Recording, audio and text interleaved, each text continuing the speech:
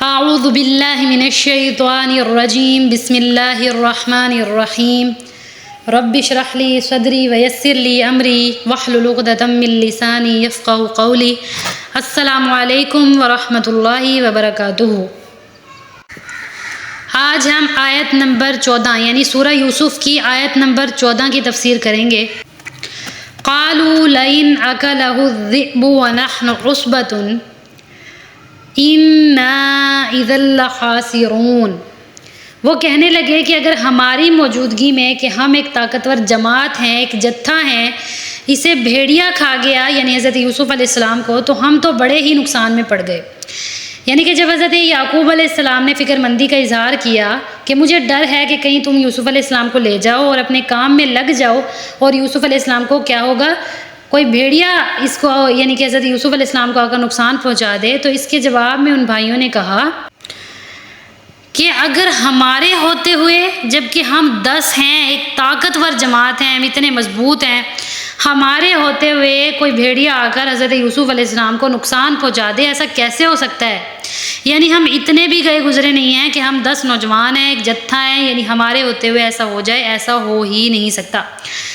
اسی طرح یہودی روایات میں آتا ہے کہ برادران یوسف یعنی یوسف علیہ السلام کے جو بھائی تھے، یہ طاقتور مضبوط تھے جسمانی لحاظ سے، اور اسی پر وہ فخر کرتے بھی تھے اور ان کا فخر بنتا بھی تھا۔ اب دوسری بات یہ کہ حضرت یعقوب علیہ السلام جانتے تو تھے کہ یہ 10 بھائی حضرت یوسف علیہ السلام سے بغض رکھتے ہیں، لیکن پیغمبروں کی یہ شان نہیں ہوتی کہ دل شکنی کریں، تو یہ نہیں فرمایا کہ اصل خطرہ ہی تم سے ہے۔ البتہ حضرت یعقوب علیہ السلام نے اجازت دے دی، یعنی کہ انہوں نے والد کو یقین دلایا کہ ایسا ہو کیسے سکتا ہے کہ ہمارے ہوتے ہوئے حضرت یوسف علیہ السلام کو کوئی بھیڑیا آ کر نقصان پہنچا دے۔ ان کی اس بات سے، اس جملے سے حضرت یعقوب علیہ السلام مجبور ہو گئے اور جانے کی اجازت دے دی۔ یوں تقدیر الہی جو تھی یعنی کہ اللہ تعالیٰ کی جو اس میں حکمتیں پوشیدہ تھیں وہ بھی شروع ہوئیں، یعنی کہ حضرت یوسف علیہ السلام کا مصر جانا تھا۔ فَلَمَّا ذَهَبُوا بِهِ وَأَجْمَعُوا أَن يَجْعَلُوهُ فِي غَيَابَةِ الْجُبِّ وَأَوْحَيْنَا إِلَيْهِ لَتُنَبِّئَنَّهُم بِأَمْرِهِمْ هَذَا وَهُمْ لَا يَشْعُرُونَ۔ پھر جب وہ اس کو لے گئے اور اس بات پر اتفاق کر لیا کہ اس کو گہرے کنویں میں ڈال دیں، تو ہم نے یوسف علیہ السلام کی طرف وحی بھیجی کہ ایک وقت ایسا آئے گا کہ تم ان کو ان کے سلوک سے آگاہ کرو گے اور ان کو اس وحی کی کچھ خبر نہ ہوگی۔ بھائی اپنے منصوبے میں کامیاب ہو گئے، سمجھا بجھا کر والد کو راضی کر لیا اور حضرت یوسف علیہ السلام کو لے کر جنگل کی جانب روانہ ہوئے، اور پھر اس بات پر اتفاق کر لیا کہ یوسف علیہ السلام کو کسی غیر آباد کنویں کی تہ میں ڈال دیا جائے۔ حالانکہ باپ سے یہ کہہ کر چلے تھے کہ جی بہلائے گا، ٹھیک ہے، اس کو ساتھ لے جائیں گے، اور یہاں آتے ہی غداریاں شروع کر دی۔ والد محترم جنہوں نے جاتے وقت پیار سے رخصت کیا، انہوں نے راستے میں اپنے دل سخت کر لیے اور وہی کام کیا جس پر وہ اتفاق کر چکے تھے، یعنی کنویں میں پھینک دیا۔ اب جو روایات میں ہمیں ملتا ہے، یہودی روایات میں ہمیں ملتا ہے کہ انہوں نے برادران یوسف نے راستے میں حضرت یوسف علیہ السلام کو تنگ کیا، مارا پیٹا وغیرہ۔ تو دیکھیں ظاہری بات ہے کہ کنویں میں کوئی پیار سے تو نہیں پھینکا جا سکتا، مارا بھی ہوگا، دھکے بھی دیے ہوں گے، کوئی پیار سے تو کنویں میں پھینکا جا ہی نہیں سکتا۔ یقیناً یہ حسد انسان کا دل اسی طرح سخت کر دیتا ہے۔ ایک چھوٹا بچہ ہے جس کو عام طور پر کوئی پہلے پیار نہیں کرتا تھا بھائیوں میں سے، آج پیار کرنے لگے تو وہ کتنا خوش ہوا ہوگا کہ آج تو بہت ہی جو ہے ہم انجوائے کریں گے، بھائی مجھے پیار سے لے کے جا رہے ہیں، آج کا دن تو بڑا ہی خوشی کا دن ہے۔ لیکن کیسا مان ٹوٹا ہوگا جب انہی بھائیوں نے اس طرح کے سلوک کے ساتھ ایک چھوٹے بچے کو کنویں میں پھینکا ہوگا۔ تو خیر اللہ رب العزت جو ہے اب یہاں پہ ان لوگوں کے لیے حضرت یوسف علیہ السلام کی کہانی میں لیسن ہے کہ جن کے خون کے رشتوں کی طرف سے انہیں تکلیفیں پہنچی ہیں۔ لیسن یہ ہے کہ اللہ رب العزت آپ کو کبھی اکیلا نہیں چھوڑتے، اور دوسرا یہ کہ اگر آپ سچے ہوں گے، اگر آپ دل کے اچھے ہوں گے تو آپ ہی غالب آئیں گے۔ خیر اللہ رب العزت اپنے بندوں کو جو ہے وہ تنہا نہیں چھوڑتے۔ مفسرین کہتے ہیں کہ یہ بات الہام کی صورت میں حضرت یوسف علیہ السلام کے دل میں ڈالی گئی ہوگی کہ ہم نے وحی کی حضرت یوسف علیہ السلام کی طرف، وَأَوْحَيْنَا إِلَيْهِ لَتُنَبِّئَنَّهُم بِأَمْرِهِمْ وَهَذَا وَهُمْ لَا يَشْعُرُونَ۔ مفسرین کہتے ہیں کہ یہ بات الہام کی صورت میں حضرت یوسف علیہ السلام کے دل میں ڈالی گئی تھی، کیونکہ اس وقت آپ علیہ السلام کی عمر نبوت کی نہیں تھی کہ باقاعدہ وحی کی جاتی۔ بہرحال آپ علیہ السلام پر الہام کیا گیا کہ ایک دن آپ ہی یہ بات انہیں اس وقت جتلائیں گے جب انہیں اس کا خیال بھی نہ ہوگا۔ اب چھوٹے سے جملے میں حضرت یوسف علیہ السلام کو تسلی دی گئی ہے، گویا پوری ایک داستان بیان کر دی گئی ہے کہ نہ صرف آپ علیہ السلام اس مشکل سے یعنی اس کنویں سے نکل جائیں گے اور ساتھ ہی قابل بھی ہو جائیں گے، اس قابل بھی ہو جائیں گے کہ ان کا یہ سلوک یعنی اتنے کامیاب ہو جائیں گے کہ ان کا یہ سلوک جو کہ وہ کر کے گئے ہیں جتلائیں گے کہ تم نے کیا کیا تھا، اور ایسا ہوا بھی تھا۔ وہ جو یہ سوچ کر جا رہے ہیں کہ بس اب یوسف علیہ السلام سے مکمل جان چھوٹ گئی ہے، کبھی سامنا نہیں ہوگا، یعنی ایک وقت آئے گا کہ آپ انہیں یاد کرائیں گے کہ انہوں نے کیا کیا تھا۔ وَجَاءُوا آبَاهُمْ عِشَاءً يَبْكُونَ، اور آئے اپنے والد کے پاس اندھیرا پڑے روتے ہوئے، یعنی جو ہے شام ڈھل گئی، اندھیرا ہوا، رات ہونے کو عشاء کا جو ہے یہاں پہ لفظ آیا ہے، یعنی عشاء کا وقت۔ وہ اپنے والد کے پاس روتے ہوئے آئے، چپ چاپ معصوم بھائی پر، اللہ رب العزت کے معصوم نبی پر، باپ کی آنکھوں کی ٹھنڈک پر ظلم و ستم کر کے ظلم و ستم کے پہاڑ توڑ کر رات ہوئے والد کے پاس روتے ہوئے پہنچے، اور یوسف علیہ السلام کے نہ ہونے کا سبب یہ بیان کیا کہ ہم اپنے کام میں لگ گئے تھے اور یوسف علیہ السلام کو سامان کے پاس چھوڑا۔ اتفاق سے یہ ہوا کہ اس وقت بھیڑیا آ گیا اور بھائی کو لقمہ بنا لیا، اور وہ کسی جانور کو ذبح کر کے اس کا خون سے حضرت یوسف علیہ السلام کے کپڑوں پر داغ لگا آئے۔ اس کا ذکر اگلی آیت میں ہوگا، ثبوت کے طور پر پیش کیا۔ مفسرین بیان کرتے ہیں کہ وہ بکری کے بچے کو ذبح کر کے لائے، خیر وہ آگے آئے گا۔ تو مفسرین بیان کرتے ہیں کہ وہ سب جو ہے، تو یہاں پر بیان یہ ہوا ہے کہ وہ رات گئے جو اپنے والد کے پاس روتے دھوتے ڈرامہ کرتے ہوئے پہنچ گئے تاکہ ان کی بات کا یقین کیا جائے۔ اب انہوں نے آگے کیا کہا، یہ آیت نمبر 17 میں آیا ہے، قالوا یا ابانا انا ذهبنا نستبق وترکنا یوسف عند متاعنا فاکلہ الذئب وما انت بمؤمن لنا ولو كنا صادقین۔ اور وہ کہنے لگے، ابا جان ہم تو دوڑنے اور ایک دوسرے سے آگے نکلنے میں مصروف ہو گئے اور یوسف علیہ السلام کو اپنے اسباب یعنی سامان کے پاس چھوڑ گئے تو اسے بھیڑیا کھا گیا، اور ہم جو ہے اب ہماری بات تو آپ مانیں گے نہیں، خواہ ہم کتنے ہی سچے ہوں۔ یعنی انہوں نے واپس آ کر روتے ہوئے یہ کہا کہ ہم نے اپنا سامان جو ہے وہ ایک جگہ چھوڑ دیا تھا، یوسف علیہ السلام کو اس سامان کے پاس چھوڑ کر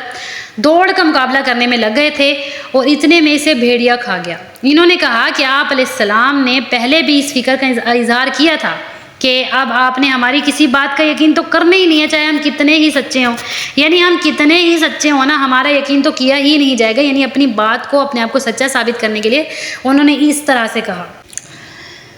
وَجَاءُوا عَلَىٰ قَمِيصِهِ بِدَمٍ كَذِبٍ قَالَ بَلْ سَوَّلَتْ لَكُمْ أَنفُسُكُمْ أَمْرًا فَصَبْرٌ جَمِيلٌ وَاللَّهُ الْمُسْتَعَانُ عَلَىٰ مَا تَصِفُونَ۔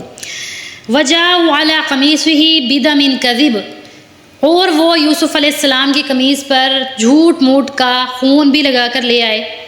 قَالَ بَلْ سَوَّلَتْ لَكُمْ أَنفُسُكُمْ أَمْرًا، فرمایا حضرت یعقوب علیہ السلام نے فرمایا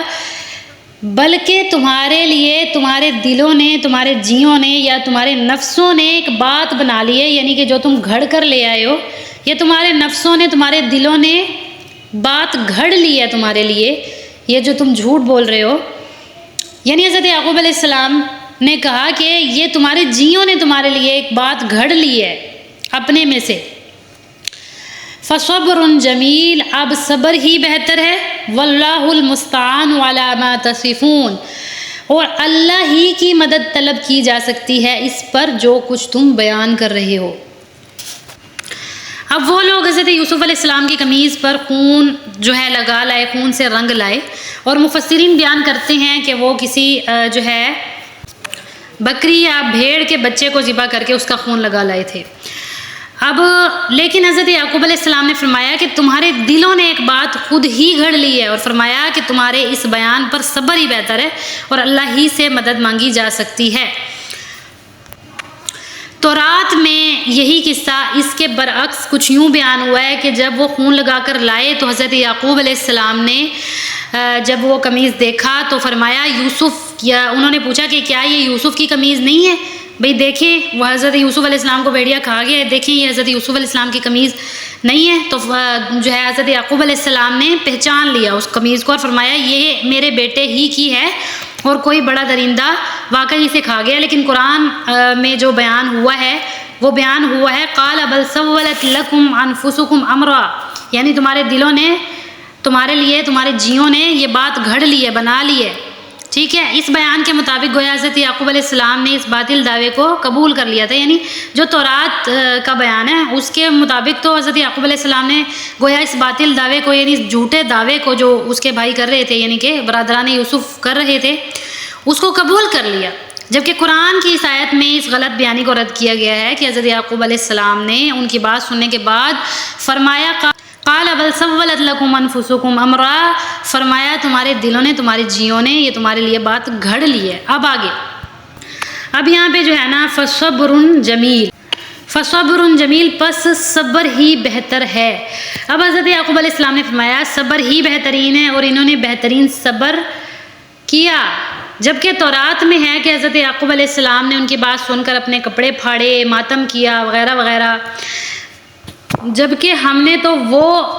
سمجھنا ہے، وہ لینا ہے جو قرآن بتا رہا ہے۔ قرآن ہمیں کہتا ہے کہ فصبر جمیل، حضرت یعقوب علیہ السلام نے فرمایا صبر بہتر ہے، اور قرآن ہمیں بتاتا ہے کہ حضرت یعقوب علیہ السلام نے صبر کیا۔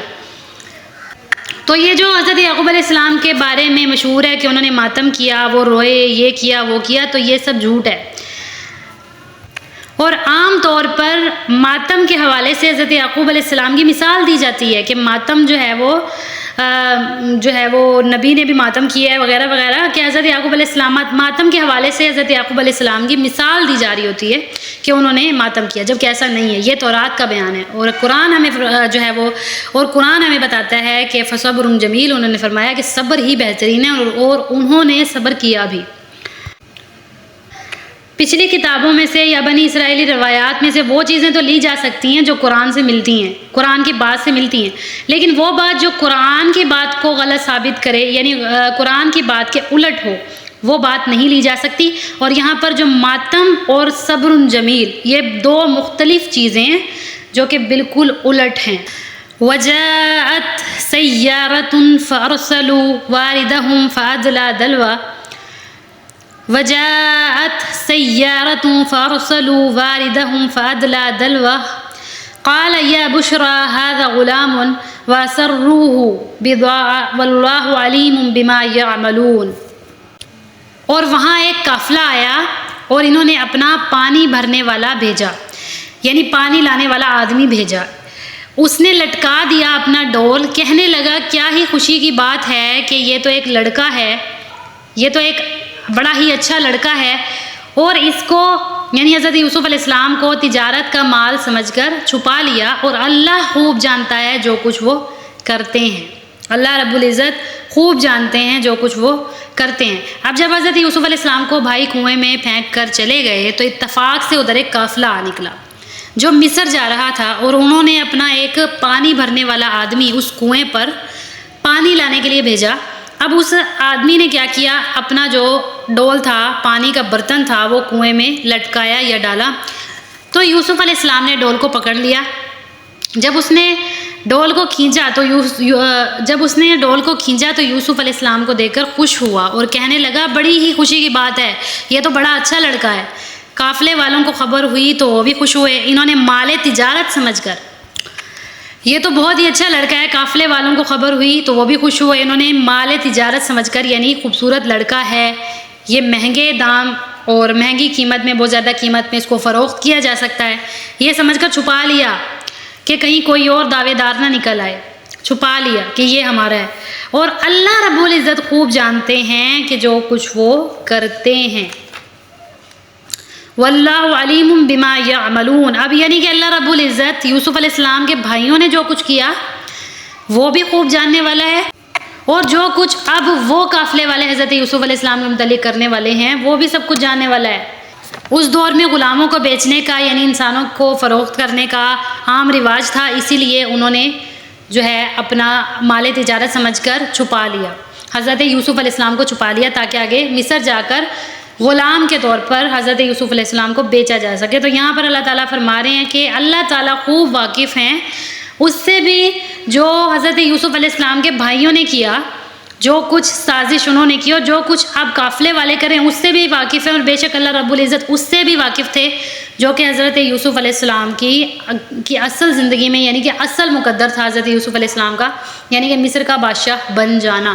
اللہ رب العزت اس سب سے واقف تھے اور اللہ تعالیٰ کی اس میں حکمت پوشیدہ تھی۔